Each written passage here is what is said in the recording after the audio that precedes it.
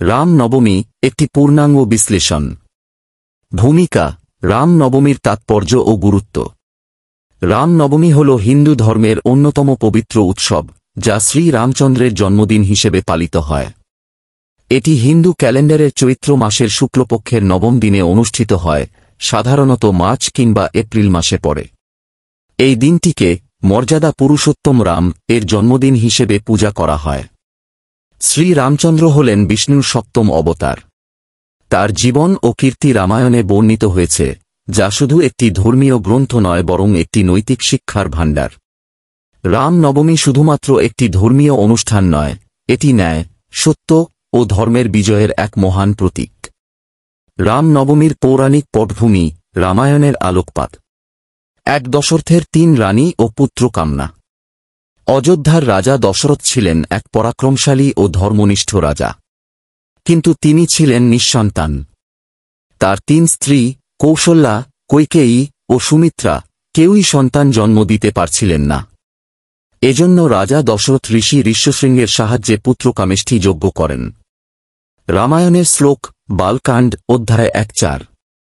বালকাণ্ড অধ্যায় 1:4 শ্লোক 1।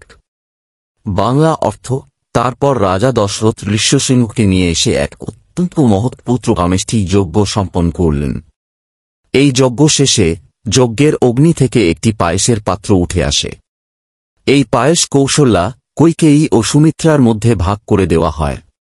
এর ফলে জন্মগ্রহণ করেন শ্রী রামচন্দ্র কৌশল্যার গর্ভে, ভরত কৈকেয়ীর গর্ভে, লক্ষ্মণ ও শত্রুঘ্ন সুমিত্রার গর্ভে। 2 শ্রীরামের জন্ম। রাম নবমীর দিনেই কৌশল্যা দেবী রামকে জন্ম দেন। এই সময় সমগ্র অযোধ্যায় আনন্দোৎসব শুরু হয়। রামায়ণের শ্লোক: বালকাণ্ড অধ্যায় 1:8। বালকাণ্ড অধ্যায় 1:8 শ্লোক 8-9। বাংলা অর্থ: 6 ঋতু অতিবাহিত হওয়ার পর চৈত্র মাসের নবমী তিথিতে, পূর্ণিমার কাছাকাছি সময়ে, যখন চাঁদ উদিত হচ্ছিল, তখন কৌশল্যা দেবী এক পুত্র সন্তান প্রসব করেন, শ্রীরাম। রামের চরিত্র ও ধর্মীয় দৃষ্টিকোণ: শ্রীরাম হিন্দু ধর্মে মর্যাদা পুরুষোত্তম হিসেবে পূজিত।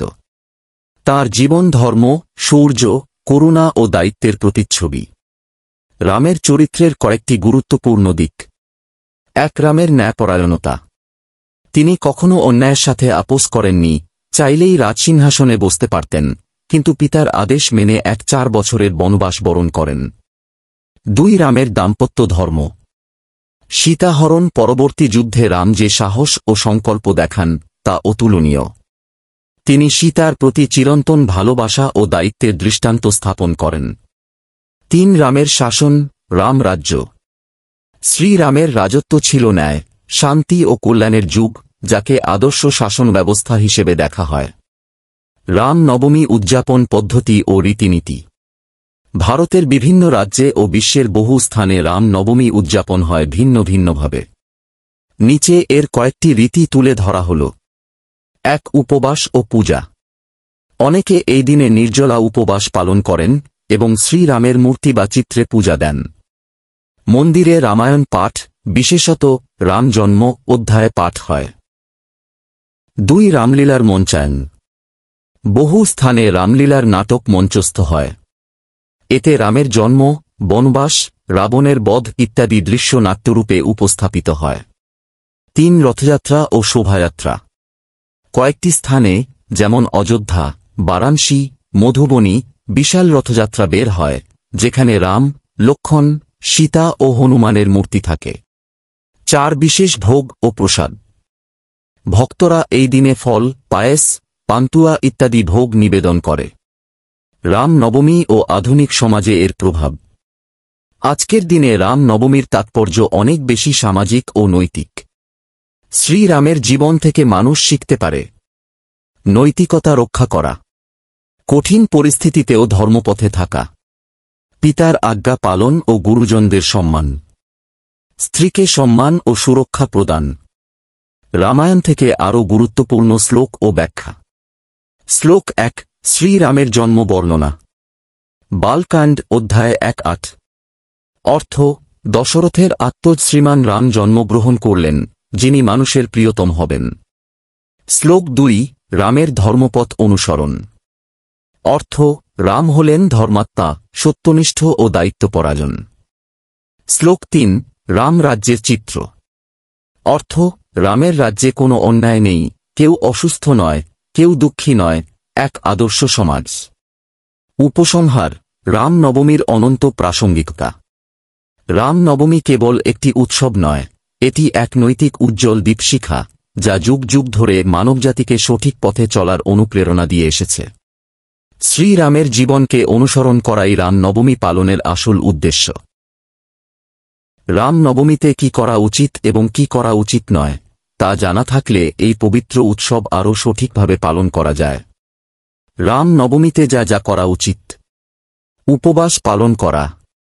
অনেক ভক্ত রাম নবমীর দিন নির্জলা উপবাস পালন করেন, কেউ কেউ ফলাহার করেন। এটি আত্মশুদ্ধি ও ভগবানের প্রতি ভক্তি প্রকাশের একটি মাধ্যম। ভগবান রামের পূজা করা। শ্রীরামের মূর্তি বা চিত্রের সামনে ধূপদীপ জ্বালিয়ে ফুল, ফল, তুলসী পাতা ইত্যাদি দিয়ে পূজা করা উচিত। রামায়ণ পাঠ বা শ্রবণ। এই দিনে রামচরিতমানস বা বালকাণ্ড পাঠ করা খুবই পুণ্যজনক। অনেক স্থানে রামকথা ও রামলীলার আয়োজন হয়। মন্ত্র ও শ্লোক জপ। যেমন, এই মন্ত্র জপ করলে মানসিক শান্তি ও পুণ্য লাভ হয়। দীনদুঃখীদের সাহায্য করা। দান করা, বিশেষ করে খাদ্য ও বস্ত্রদান, এই দিনে বিশেষ পুণ্য হিসেবে গণ্য হয়। পরিবার সহ নামস্মরণ। পরিবারের সদস্যদের নিয়ে ভগবান রামের নাম জপ করলে পারিবারিক শান্তি ও সৌহার্দ্য বজায় থাকে। পরিচ্ছন্নতা বজায় রাখা। নিজে পরিষ্কার থাকা, ঘরবাড়ি পরিষ্কার করা, এটি আত্মিক ও বাহ্যিক পবিত্রতার প্রতীক। রাম নবমীতে যা করা উচিত নয়: মাংস, মদ বা নিষিদ্ধ খাদ্য গ্রহণ। এই দিনটি অত্যন্ত পবিত্র, তাই নিরামিষ আহারই শ্রেয়।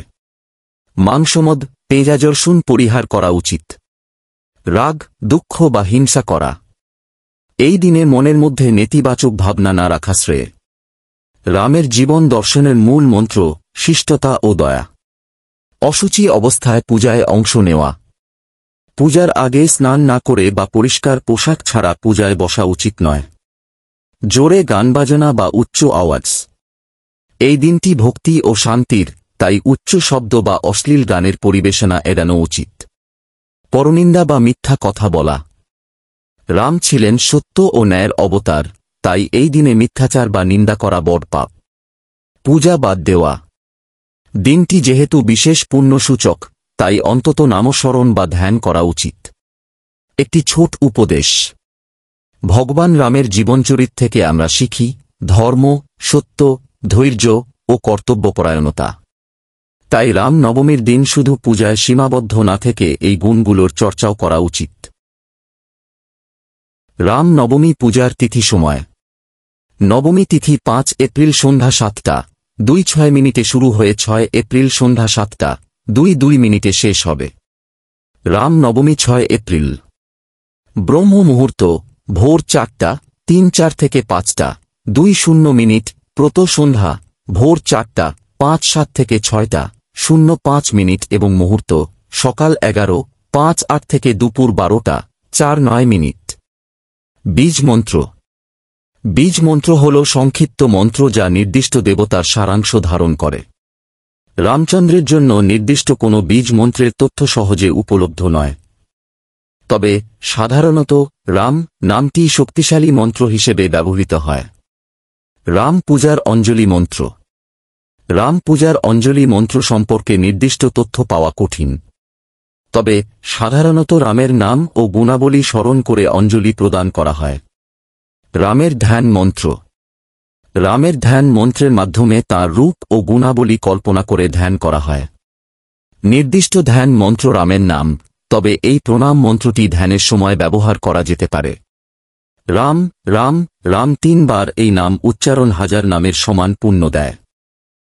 একটি কথা, আমার ভিডিওগুলো ভালো লাগলে অবশ্যই সাবস্ক্রাইব, লাইক, কমেন্ট, শেয়ার করবেন।